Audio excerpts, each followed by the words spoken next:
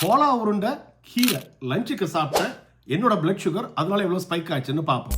லஞ்சுக்கு இன்னைக்கு 4 கோலா உருண்டை 180 கிராம் இதோட கடைஞ்ச கீரையும் ஒரு போல் எடுத்துக்கிட்டேன்.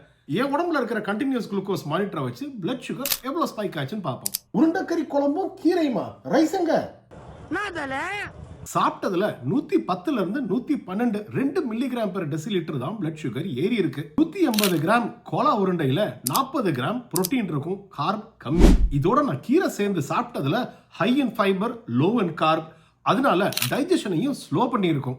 எந்த பிளட் சுகர் ஸ்பைக்கோ அதனால வரல. ஓவராலா இந்த லஞ்ச்ல ஒரு adequate amount of protein and fibre எடுத்திருக்கேன், கார்பை தவிர்த்திருக்கேன், ஸ்பைக் இல்ல. இந்த ரொம்ப சின்ன ஸ்பைக் கூட கோலா உருண்டை கறியில இருந்த மசாலாவோ வெங்காயமா கூட இருந்திருக்கலாம். கார்ப் இல்லாம இன்னொரு லஞ்ச் சாப்பிட்டு இந்த ஸ்பைக் கூட இல்லாம இருக்கான்னு டெஸ்ட் பண்ணி பாப்போமா? இதெல்லாம் தான்டா பேராண்டி கால கொடுமை. சப்ஸ்கிரைப்.